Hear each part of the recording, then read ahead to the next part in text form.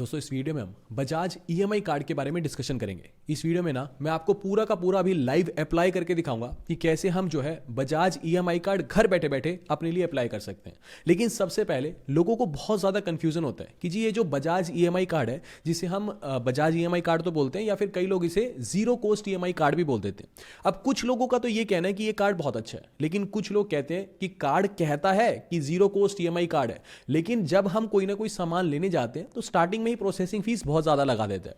तो इस वीडियो में देखो, एक तो मैंने पहले भी 2-3 वीडियोस बना रखे हैं बजाज ईएमआई कार्ड के ऊपर ही। उसके अंदर मैं पहले कमेंट सेक्शन में गया, अच्छे जितने भी लोगों के डाउट्स थे ना, मतलब जेन्युइन जो डाउट थे, जो अच्छे कमेंट्स थे, वो कमेंट्स के मैंने स्क्रीनशॉट उठाए। एक तो वो कमेंट्स के स्क्रीनशॉट और उनके जवाब इस वीडियो में मैं आपको दूंगा। दूसरी चीज, वीडियो के अंत में लाइव मैं आपको अप्लाई भी करके बताऊंगा और एक तरह से सारा कंफ्यूजन इस वीडियो में दूर करेंगे कि जी बजाज ईएमआई कार्ड के पॉजिटिव पॉइंट्स क्या है और नेगेटिव पॉइंट्स क्या है, ताकि इसके बाद आपको कोई कंफ्यूजन ना बचे। ठीक है, अब देखो पहले बेसिक से स्टार्ट करते हैं। भाई ये बजाज ईएमआई कार्ड है, ये कार्ड बोलता क्या है? ये बोलता है कि लेट सपोज, जो कार्ड कह रहा है पहले मैं वो बता रहा हूं, फिर हम हकीकत पे भी चलेंगे। ये कार्ड कहता है कि मान लो कोई एक सामान है, ठीक है, कोई प्रोडक्ट है, लेट सपोज कोई मोबाइल फोन है, वो 10,000 रुपए का मोबाइल फोन है, ठीक है जी, और आप उस मोबाइल फोन को खरीदना चाहते हो और आपके पास हाल फिलहाल 10,000 रुपया इकट्ठा नहीं है। तो ये कहेगा कि मान लो आप एक काम करो, 2 ईएमआई बनवा लो, मतलब 2 ईएमआई, मतलब ऐसे लेट सपोज आप ये कहते हैं कि 10 ईएमआई बना लो, ठीक है जी, 10 ईएमआई हम आपको 1,000 रुपए की बना देंगे, यानी टोटल आप हमारे को 10,000 रुपए ही वापस देना। अच्छा, फिर ये कह देगा कि एक काम करो, 2 ईएमआई तो डाउन पेमेंट कर दो, जैसे 2,000 रुपए तो डाउन पेमेंट कर दो और 8 किश्तें बन जाएंगी आपकी, यानी 8 ईएमआई बन जाएंगी 1,000 रुपए की। तो कहने का मतलब 10,000 रुपए का फोन था, मेरे पास इकट्ठा पैसा नहीं था, तो बजाज कहता है कि 2,000 रुपए मेरे को डाउन पेमेंट कर दो, बाकी 1,000 रुपए करके अगले 8 महीनों में मेरे को 8,000 रुपए लौटा देना। कस्टमर कहता है तो बहुत अच्छी चीज है भाई, मेरे को इकट्ठे पैसे भी नहीं देने पड़े और मैंने जो पैसा बजाज को लौटाया वो बिना ब्याज के लौटाया, राइट? तभी तो हम इसको क्या बोल देते हैं, जीरो कॉस्ट ईएमआई कार्ड बोल देते हैं कि भाई मेरे को पैसा भी मिल गया और जो मैंने पैसा चुकाया उसके ऊपर मैंने कोई ब्याज भी नहीं दिया। ये बजाज कहता है। अच्छा, अब एक चीज और है, थोड़ी बहुत चीजें देख लेते हैं पहले, फिर कमेंट्स पे चलेंगे, लोग क्या कह रहे हैं, क्या कमियां हैं, वो सारी चीजें देखेंगे, ठीक है? अच्छा, अब बजाज कहता है एक चीज और है कि ठीक है, ये कार्ड आ गया, ये समझ आ गया बजाज क्या कह रहा है। अच्छा, वहीं दूसरी तरफ मान लो अगर कोई क्रेडिट कार्ड होता, ठीक है, मान लो किसी भी बैंक का कोई क्रेडिट कार्ड होता, मान लो हमने बजाज ईएमआई कार्ड नहीं लिया, हमने किसी दूसरे बैंक का कोई क्रेडिट कार्ड ले लिया और क्रेडिट कार्ड से यही चीज लेके चलो कि 10,000 रुपए का कोई मोबाइल फोन है जिसकी मैं 2,000 रुपए की लाइट सपोज डाउन पेमेंट करना चाहता हूं, लेकिन क्रेडिट कार्ड ये कहेगा कि अगर मान लो आप ईएमआई बनवाओगे तो वो ईएमआई बनाने के ही आपसे 1,500 से लेकर के 2,000 रुपए के चार्जेस ले लेगा। यानी यही जो 10,000 रुपए का मोबाइल फोन है, ये क्रेडिट कार्ड से अगर आप ईएमआई पे लोगे तो यही आपको लगभग 12,000 रुपए का पड़ जाएगा। तो इसीलिए बजाज ईएमआई कार्ड बेटर हो जाता है जब सवाल आता है ईएमआई में, क्योंकि हमें बिना ब्याज के पैसा मिल जाता है, राइट? अच्छा, दूसरी चीज, बजाज ईएमआई कार्ड जो ये है ना, ये बोलता है कि मान लो आपने नया कार्ड बनवा लिया, ठीक है जी, अभी हम प्रोसेस देखेंगे, आपने कार्ड बनवा लिया, कार्ड बनने के बाद ये बोलता है कि जो आप पहली परचेजिंग करोगे ना,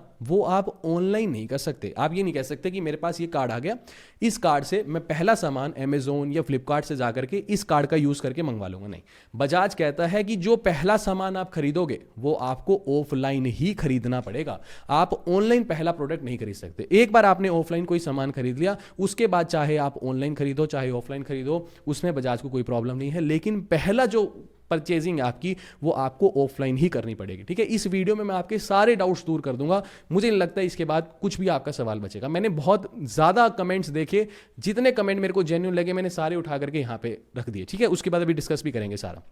अच्छा, अब बात आती है कि ये जो कार्ड है इसकी फीस कितनी है। देखो, हाल फिलहाल इसकी फीस 530 रुपए है, ठीक है जी। पहले फीस कितनी लगती थी? 599 लगती थी, ये घटा करके अब हाल फिलहाल बजाज ने इसकी जो फीस है वो 530 रुपए कर दी है। अच्छा, दूसरी चीज, पहले क्या होता था कि वन टाइम फीस कार्ड बनवाने की 599 लगती थी, साथ में एनुअल फीस 117 रुपए भी लगती थी। मान लो आपने 1 जनवरी लेट सपोज 2024 को कार्ड बनवाया, तो 1 जनवरी 2025 को, ठीक है जी, इस कार्ड की रिन्यूअल फीस 117 रुपए पहले लगती थी। लेकिन अब क्या है, मान लो किसी ने कार्ड बनवाया तो उसको बस वन टाइम फीस पे करनी है 530 रुपए, उसके बाद पूरे साल के बाद कोई भी रिन्यूअल फीस नहीं है, यानी ये 117 रुपए भी हटा दिए हैं और ये 599 से हटा के 530 रुपए फीस कर दिया। अच्छा, अब एक सवाल आता है कि मान लो किसी ने कार्ड बनवा लिया और पूरे साल इस कार्ड का यूज ही नहीं किया, तो फिर एक बार एनुअल फीस 117 रुपये देनी पड़ेगी। लेकिन अगर आपने पूरे साल कोई भी एक आधा भी प्रोडक्ट परचेज कर लिया ना, तो ये एनुअल फीस 117 रुपये आपको नहीं देनी पड़ेगी। अच्छा, कम से कम आपकी उम्र 21 साल होनी चाहिए और ज़्यादा से ज़्यादा 65 साल होनी चाहिए इस कार्ड को बनवाने के लिए, ठीक है। और आप जो EMI बनवा सकते हो वो ज़्यादा से ज़्यादा 60 मंथ्स की बनवा सकते हो, यानी 5 सालों की EMI बनवा सकते हो ज़्यादा से ज़्यादा, ठीक है जी।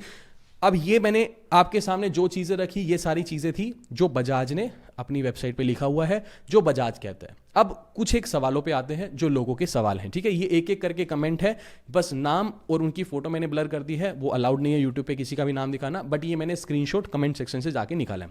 पहला कमेंट है, एज इट इज़ मैं आपके सामने पढ़ रहा हूँ, किसी ने इंग्लिश थोड़ी सी सही भी नहीं लिखी हुई, ग्रामेटिकल मिस्टेक्स है, बट जैसा लिखा है मैं एज इट इज़ आपके सामने पढ़ रहा हूँ। पहला कमेंट है, 699 कट गई पर कार्ड नहीं बना, क्या होगा सर, ठीक है। ये बोल रहे हैं कि जी 699 रुपए इनके कट गए, ठीक है, लेकिन अभी तक बजाज EMI कार्ड नहीं बना। देखो इसका जवाब ये है, ये मैंने पिछली वीडियो में भी बोला था। आज की डेट में जो बजाज EMI कार्ड बनाने की जो फीस है वो 530 रुपये है, ठीक है जी। पहले कितनी फीस थी? 599। अब प्रॉब्लम क्या होती है, किसी का कई बार क्या होता है, सिविल स्कोर बहुत ज़्यादा खराब होता है, ठीक है जी। लेकिन बजाज क्योंकि एक प्राइवेट कंपनी है, कोई ऐसा थोड़ी कि स्टेट बैंक ऑफ इंडिया या सरकारी कोई इंस्टीट्यूशन है, प्राइवेट कंपनी है जिसका मकसद है आपसे पैसा कमाना, ठीक है। मतलब जितने भी हम भारतीय हैं, ठीक है, कार्ड दे रहा है अच्छा है, लेकिन मान लो एक एग्जांपल लेता हूं, मेरा सिविल स्कोर मान लो, लेट सपोज मेरा सिविल स्कोर 300 ही है, बहुत खराब है, 300 सिविल स्कोर खराब है। मैं गया, मैंने बजाज EMI कार्ड के लिए अप्लाई किया। अब ऑब्वियस सी बात है, मेरे को तो EMI कार्ड मिलेगा नहीं क्योंकि मेरा सिविल स्कोर बहुत खराब है। लेकिन आपको क्या लगता है, बजाज निराश जाने देगा कि कुछ ना कुछ तो बेचेगा आपको? तो जब EMI कार्ड, जैसे मान लो किसी का सिविल स्कोर बहुत खराब होता है ना, तो ये EMI कार्ड देते नहीं, क्योंकि EMI कार्ड की फीस आज कितनी है? 530। ये क्या कह रहे हैं कि मेरे 699 कट गए। ये सिर्फ इनके साथ प्रॉब्लम नहीं है, बहुत लोगों के साथ प्रॉब्लम है। कभी कोई प्रोडक्ट दिखा देगा 699 का, कभी 799 का, या कभी 999 का। ये करते क्या बजाज वाले, मान लो किसी का EMI कार्ड हो गया रिजेक्ट, ठीक है, तो ये वहां पे कोई ना कोई इंश्योरेंस चिपका देंगे, 1 साल का हेल्थ इंश्योरेंस, 2 साल का हेल्थ इंश्योरेंस, या मान लो कोई भी और XYZ इनका कोई भी, जिसको बोलते हैं ना थर्ड क्लास का प्लान, वो चिपका देंगे। कस्टमर जो है वो देखता नहीं है कि मैं फीस किस चीज के लिए पे कर रहा हूं। अब जैसे मान लो इन्होंने 699 रुपए जब पे किए होंगे ना, तो इन्होंने नहीं देखा होगा कि ये बजाज EMI कार्ड की फीस पे कर रहे हैं या इनको कोई ना कोई दूसरा ही प्रोडक्ट इनको बेचा जा रहा है, क्योंकि उस टाइम कोई कंडीशन नहीं देखता, फटाफट होता है कि कार्ड बन जाए, ये मैंने फीस पे कर दी। तो एक चीज आपको ध्यान रखनी है, जब आप पेमेंट करो, आज की डेट में तो फीस बजाज EMI कार्ड की 530 चल रही है, तो जब आप पेमेंट करोगे, जब मैं आपको अप्लाई करने का प्रोसेस दिखाऊंगा ना, उसमें देखना जब आप पेमेंट करने का ऑप्शन आएगा वहां पे 530 रुपए ही आना चाहिए। कभी कल को फीस कम ज्यादा होगी तो मैं उसके लिए अलग वीडियो बना दूंगा, लेकिन आज की डेट में गांठ मान लो अगर 530 रुपए फीस है, देखो कई बार ऊपर नीचे भी हो जाती है, तो जब आप पेमेंट करने लगो तो वहां देख लेना कि बजाज EMI कार्ड की ही पेमेंट कर रहे हो ना, किसी दूसरे प्रोडक्ट की पेमेंट तो नहीं कर रहे, क्योंकि बजाज तो कुछ ना कुछ बेचेगा। अगर आप EMI कार्ड के लिए एलिजिबल नहीं हो तो आपको कुछ और बेचेगा, तो इस चीज का ध्यान रखना। इस वजह से इनके जो है ये जो पैसे हैं उसका नुकसान हुआ, ठीक है। अगला, प्रोडक्ट खरीदने जाओ तो बजाज वाले कार्ड के साथ इंश्योरेंस लेने को बोलते हैं। बिल्कुल, ये मैंने पिछली वीडियो में भी बोला था कि जैसे मान लो लेट सपोज कि मैं मोबाइल फोन परचेज करने गया, ठीक है, जैसे उदाहरण के तौर पे जब मैंने लास्ट वीडियो बनाई थी उस टाइम पे भी यही एग्जांपल लिया था कि 21,000 रुपए का मोबाइल फोन था, ठीक है जी। तो आई गेस 1750 रुपए की तो 4 किस्तें बनी, ये बना था 7,000 रुपए, राइट। तो ये 7,000 रुपए तो बोले कि डाउन पेमेंट कर दो, बाकी 1750 रुपए की 8 किस्तें, यानी ये हो गए 14,000 रुपए, बोले कि ये 8 महीने में आराम से देते रहना, यानी इनका टोटल करोगे तो टोटल 21,000 रुपया ही बना, ठीक है। कोई पेमेंट नहीं थी, कोई कुछ एक्स्ट्रा पैसे नहीं लग रहे थे, यानी जीरो कॉस्ट EMI में ही वो प्रोडक्ट मिल रहा था।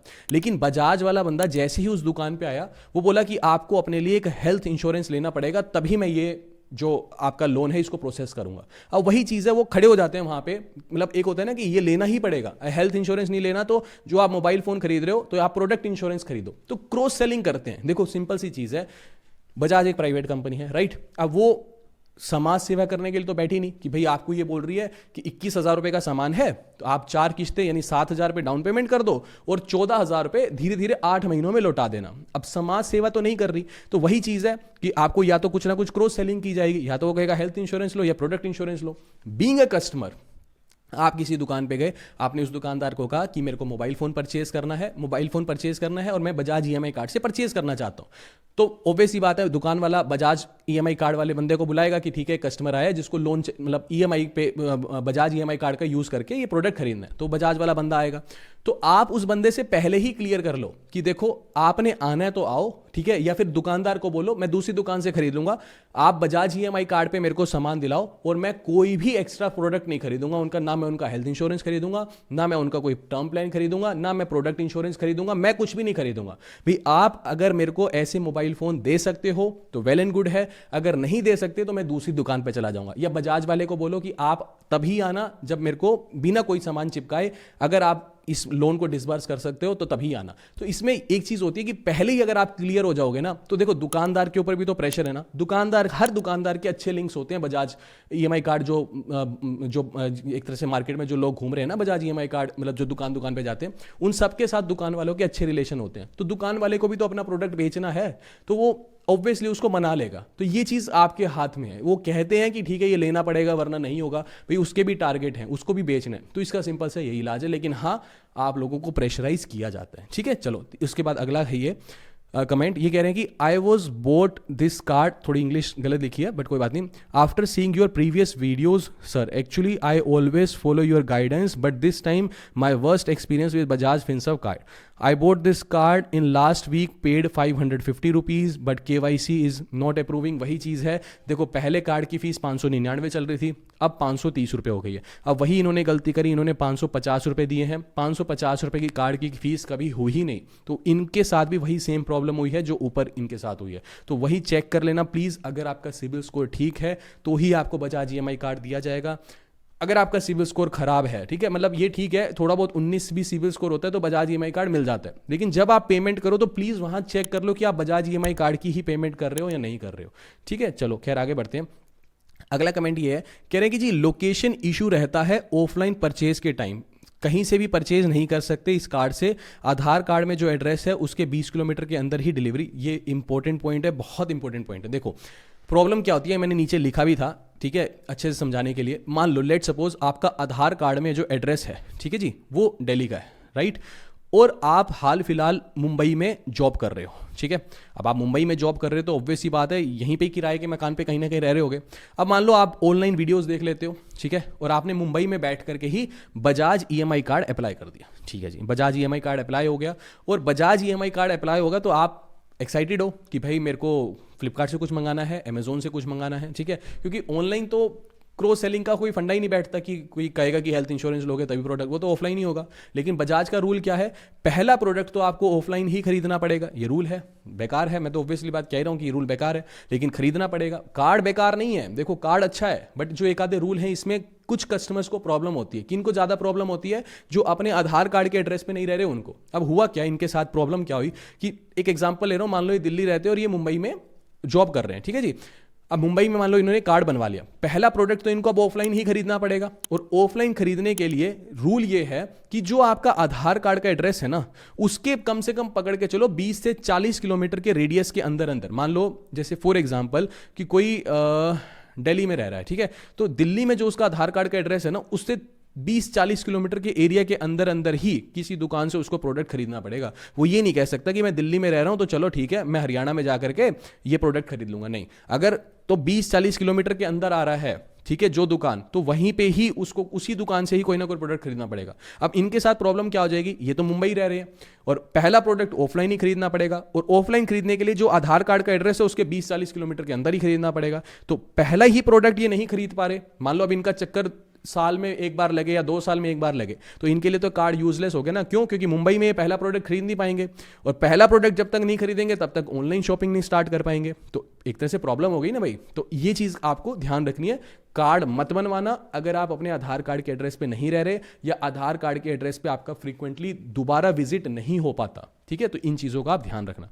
अच्छा, एक पॉइंट और है, हाँ, एक ये बहुत ज़रूरी पॉइंट है। देखो एक यहाँ ये पॉइंट भी बहुत ज़रूरी है, बट उससे पहले एक मेरी रिक्वेस्ट है कि देखो वीडियो सच में बिल्कुल जेन्युइन आपके सामने मैं रिप्रेजेंट कर रहा हूं, और एक तरह से बहुत एफर्ट्स लगते हैं ऐसी पीपीटीज बनाने में, ठीक है। अगर आपको लग रहा है ना कि ज़रा सा भी वैल्यू एडिशन हो रहा है आपकी नॉलेज में, तो प्लीज़ वीडियो को लाइक ज़रूर करना, चैनल को सब्सक्राइब ज़रूर करना, और नीचे एक पॉजिटिव कमेंट ज़रूर करना चाहिए, लिख देना this is best video on Bajaj EMI card. और अगर आपके अभी भी कुछ डाउट्स है ना, तो प्लीज़ नीचे कमेंट में लिखना, उसका भी सोल्यूशन अगली वीडियो में निकालने की कोशिश करेंगे। मतलब मेन ऑब्जेक्टिव क्या है कि किसी का भी गलत पैसा नहीं कटना चाहिए, राइट। चलो अब उसके बाद भाई देखो, मेरा फर्ज क्या है, आपके सामने इसके पॉजिटिव पॉइंट्स भी रखूं और नेगेटिव पॉइंट्स भी रखूं, फिर आप सेलेक्ट करो, आप अपने हिसाब से डिसाइड करो कि कार्ड अच्छा है कि नहीं। ऐसा मैं कभी भी नहीं करूंगा कि आकर के ये अप्लाई का प्रोसेस बता दिया भाई, जब तक मैं आपको क्लैरिटी नहीं दूंगा कि कार्ड के फीचर्स क्या हैं। अब देखो, किसी के लिए तो बहुत अच्छा कार्ड है ना, ठीक है, और किसी के लिए कोई काम का कार्ड नहीं। अब जिसके लिए कोई काम का कार्ड नहीं है, वो मान लो 530 रुपए दे भी देगा तो उसके तो वेस्ट हो गए ना वे पैसे।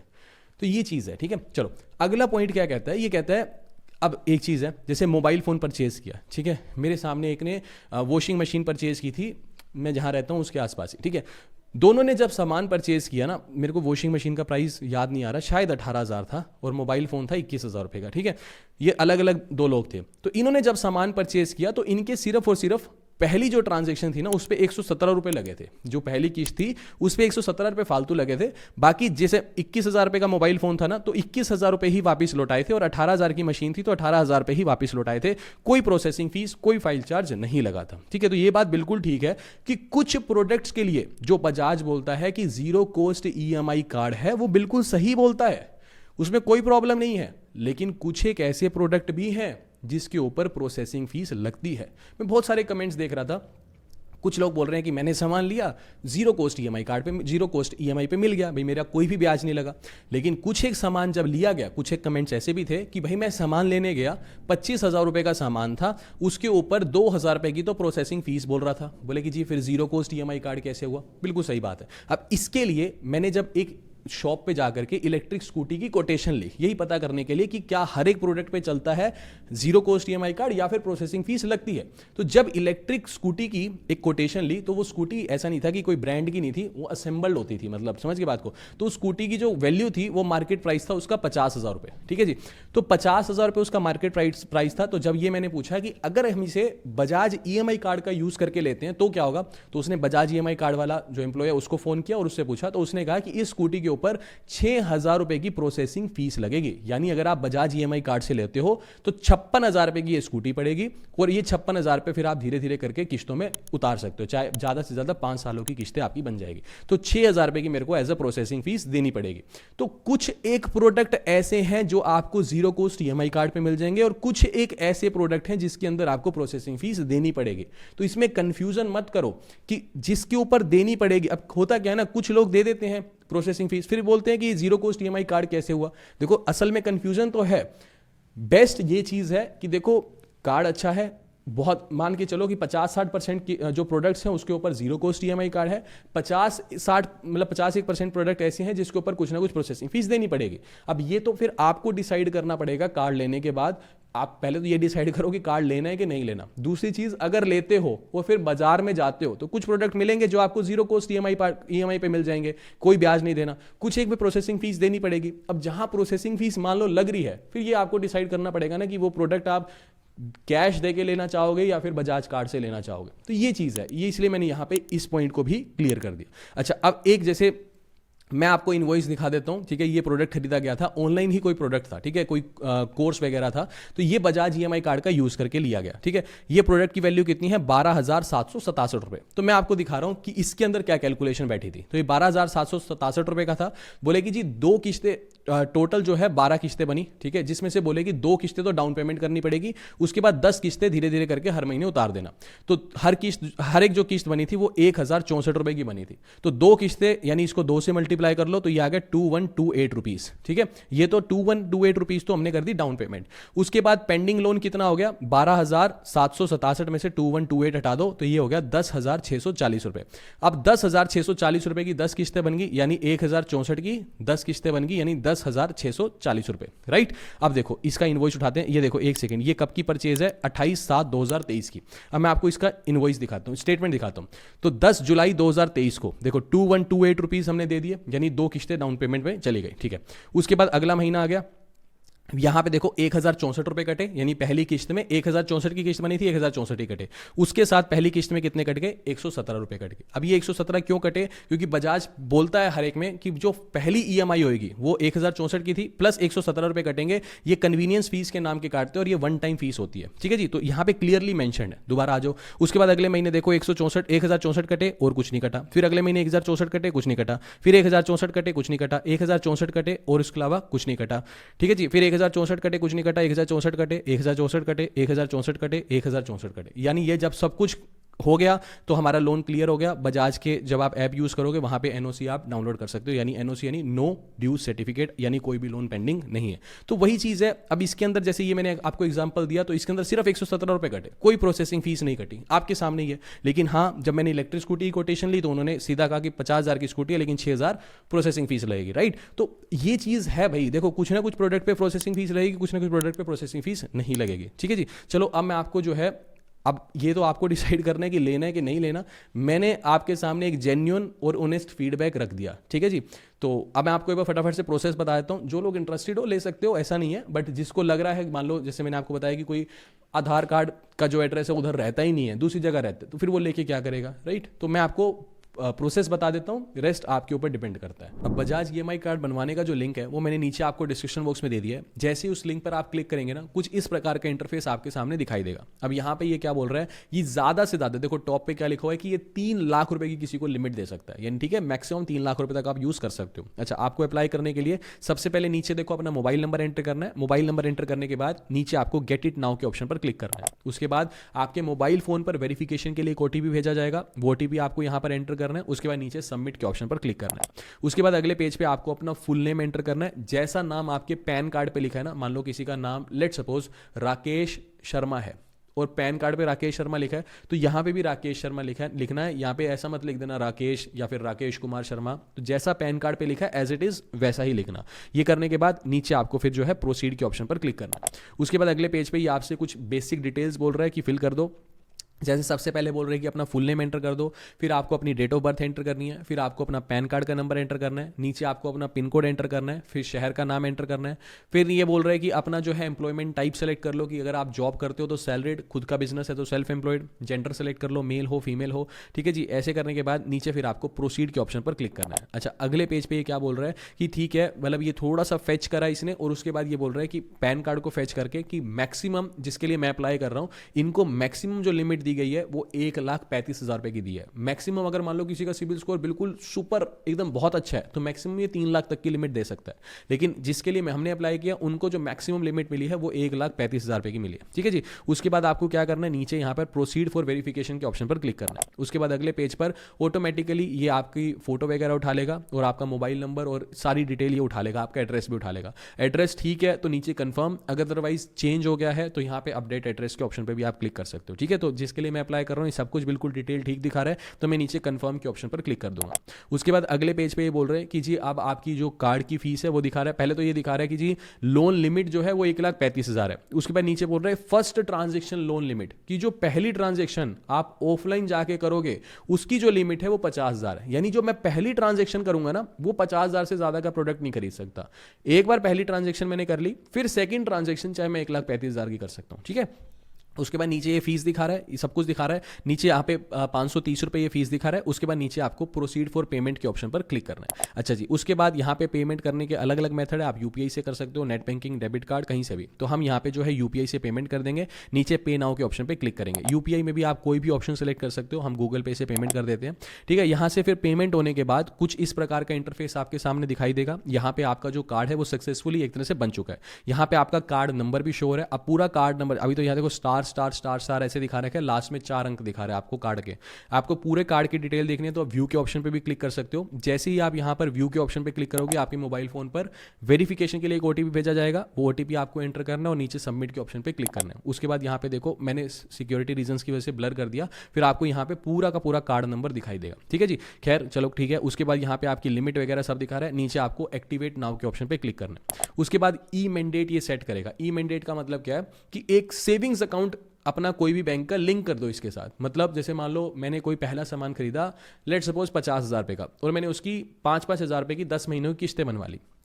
तो 5,000 रुपये की किस्त, ऐसा थोड़ी कि मैं हर बार बजाज ईएमआई के ऑफिस में जाऊंगा और बजाज के ऑफिस में जाकर के अपनी 5,000 की किस्त दूंगा। तो ऑब्वियस ही बात है ऑटो डेबिट लग जाएगा ना मेरे सेविंग्स अकाउंट से। तो वही पूछ रहे हैं कि किस सेविंग्स अकाउंट से आप चाहते हो कि ऑटो डेबिट लगे कि आपकी किस्तें कटती रहे। तो यहाँ सेविंग्स अकाउंट ऐड कर देना। यहाँ पे जैसे मैं ऐड कर देता हूँ, यहाँ सबसे पहले बोल रहे हैं एंटर यूर बैंक डिटेल्स, ठीक है। उसके बाद नीचे बोल रहे हैं अकाउंट होल्डर नेम। तो यहाँ पे जो भी जिसका भी अकाउंट आप ऐड करोगे अकाउंट होल्डर का नाम डालना है, अकाउंट का IFSC कोड डालना है, नीचे अकाउंट नंबर डालना है, फिर अकाउंट टाइप आपका सेविंग्स अकाउंट है या करंट अकाउंट है, तो सेविंग्स अकाउंट है हमारा तो हम सेविंग्स सेलेक्ट कर लेंगे। उसके बाद नीचे फिर आपको प्रोसीड के ऑप्शन पर क्लिक करना है। अच्छा, उसके बाद जैसे हमने जो अकाउंट ऐड किया वो आईसीआईसीआई बैंक का ऐड किया, तो यहाँ पे बोल रहा है I/V हेयर बाय ऑथराइज, यहाँ पे नाम आ जाएगा। उसके बाद यहाँ पे बोल रहा है कि to my debit account number, यहाँ डेबिट कार्ड जो मतलब मेरा बैंक का सेविंग्स अकाउंट नंबर है वो एंटर कर दिया। फिर ये बोल रहा है कि मैक्सिमम 25,000 रुपये की हम ई मैंडेट सेट कर रहे हैं, यानी मेरी कोई भी, जैसे मैंने 25,000 की सेट की, आप ज़्यादा कम भी कर सकते हो, भी 25,000 रुपये से ज़्यादा की किस्त नहीं उठाएगा वो, ठीक है। लेकिन इतनी बड़ी किस्त तो क्या बनानी है, 1,35,000 की तो लिमिट है,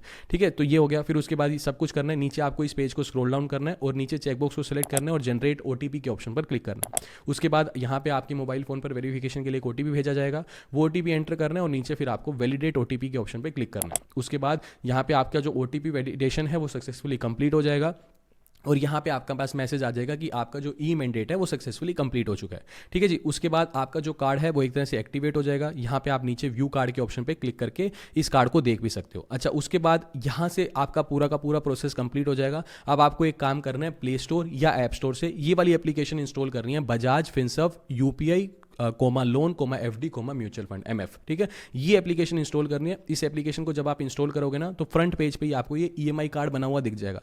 इस EMI कार्ड वाले ऑप्शन पे आपको क्लिक करना है, यहाँ पे आपको आपका EMI कार्ड दिख जाएगा। यानी अब आपको कोई भी प्रोडक्ट, भले पहला तो ऑफलाइन ही खरीदना पड़ेगा, उसके बाद भले ऑनलाइन खरीदना है, भले ही ऑफलाइन खरीदना है, यहाँ पे आपको आपके कार्ड की डिटेल्स, कार्ड नंबर सब कुछ दिखाई देगा। तो आप इस कार्ड का यूज़ करके शॉपिंग कर सकते हो। तो ये एक कंप्लीट एनालिसिस था। अगर आपको वीडियो ज़रा सी भी इंफॉर्मेटिव लगी ना तो प्लीज़ वीडियो को लाइक ज़रूर करना, चैनल को सब्सक्राइब ज़रूर करना। मिलते हैं आपसे अगली वीडियो में। अभी के लिए this is the end of the video. Thanks for listening and thank you all.